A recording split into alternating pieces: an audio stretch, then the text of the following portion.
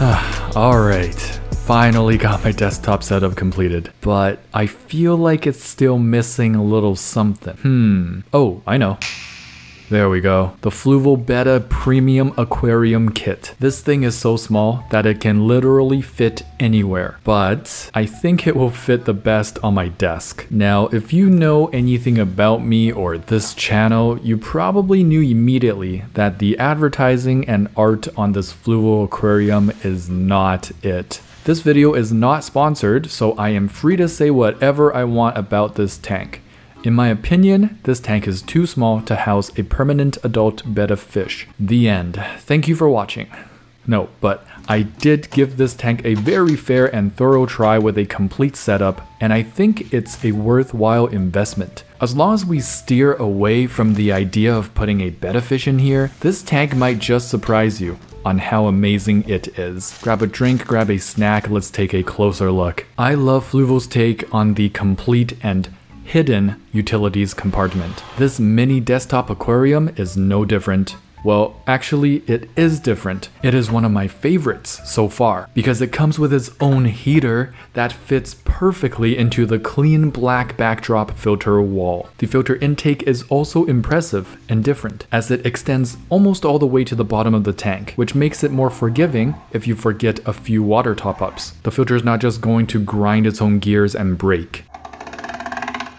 The mechanical filtration is interesting, and you will see later on in this video why it may need some work. Setup is very straightforward and easy, including the clip-on LED. A neat feature is that the light is touch activated, but of course we won't be using this feature much, as any aquarium light should be put on an automatic timer. We are getting started right away with some aqua soil. This is some leftover contra soil from a previous scape. I slightly elevated the slope from the front to the back of the tank. Add in some lava rock and top it with more aqua soil to keep the elevation. I use Oko Dragonstone to make a separation between the front and the back.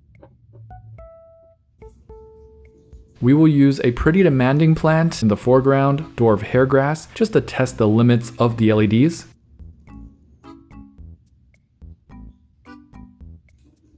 In the back, we'll put an unkillable Cryptocoryne Wentii green, probably my favorite plant in this hobby. Here's the fresh scape, about a minute old. The crypt looks like he's giving me the middle finger because now he has to acclimate to new conditions again. This is 3 days later, the crypts have straightened out ever so slightly. There's not much change with the dwarf hairgrass, but I suspect they will melt back quite a lot. A week and a half later, and yes, the hairgrass is now doing its hairgrassy thing. Massive melt from the couple of clumps, getting really white and dying back. Some have gotten uprooted, perhaps from the Malaysian trumpet snails digging around in the substrate, together with a less good planting job I did. A tip during this process is to hang in tight in the rear seat and trust in your substrate and in your light. Whatever happens, happens. We are 3 weeks in and the dwarf hairgrass is really melting now. Because of really different conditions and the lack of CO2, more than 90% of this plant can die off. In some cases, more demanding plants will never come back. The telltale sign to look for are new green shoots, however rare they may be. This will indicate that even though the plant might be dying back right now, it will be eventually fine with your current tank nutrient and lighting levels. Even some of the crypts are showing signs of melt with yellowing and decaying leaves. The hairgrass looks very sad at the 1 month mark, but the new green blades of grass are very reassuring signs. It means that the plant can indeed survive in this tank, but not necessarily carpet. Or it could take years. Your child would probably graduate university before this happens. I will replant some of these dwarf hairgrass, but due to the purposes of this project, I will likely be replacing it with an easier carpeting plant.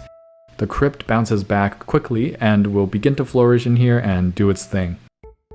It has been 2 months since we started this mini desktop aquarium, and unfortunately I lost a crap ton of update video footage. I dropped my phone in the water when I went on my honeymoon. That might have had something to do with it. The most notable change is the replacement of the dwarf hairgrass with a dwarf Sagittaria carpet instead. The carpet is newly planted but already shows some growth and acclimation and is sending out runners to carpet properly. It is one of my go-to easy carpeting plans that are fail-safe for me in low-tech conditions. conditions. As you can see, the camera hog, we've stocked the tank with a male Endler's life bearer from my breeding colony. There are mixed color Neocaridina shrimp in here as well. They are thriving and having babies.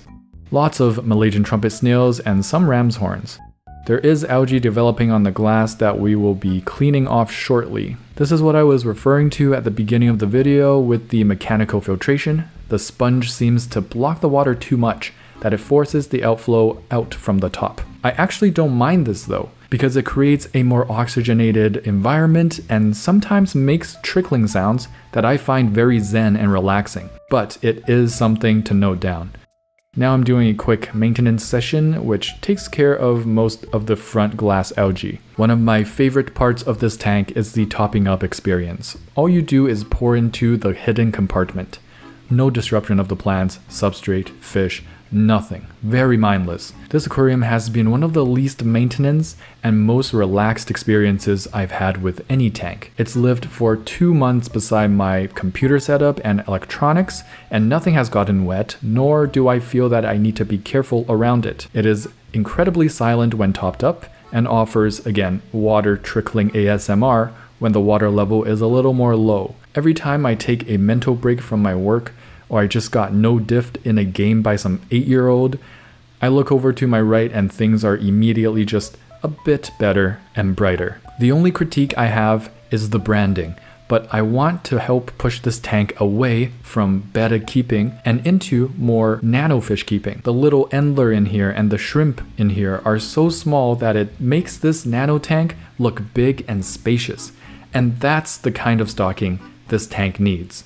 It's very well made, well thought out, and an incredible desktop buddy to brighten your day with. A splash of nature and greenery and life in your office workstation. Thank you so much for watching, and I really hope you enjoyed this review. If you did, please smash the like button and also consider supporting on Patreon. As this video is not sponsored, any amount helps. You get perks in return, like joining the 2,000 plus fish keeping Discord to submit your fish tanks for fish tank review and chat with fish keepers all around the world. Thank you so much for your consideration, and don't forget to get your hands wet. No cap, that could be fat, she wanna clap. 81 Fahrenheit, my boys get that whap. Put it on my tap, 3-to-1 ratio, breeders on the map. Tetra, we in a spot, coming in hot. Ventral fin dot, acclimate that. With my shoal at, cure my fin rot from Cariciformes, stupor at your rodon. Hold on, there's not another fish that you can wish for. Lit fam says I finna one, I finna gone 3 days without fur.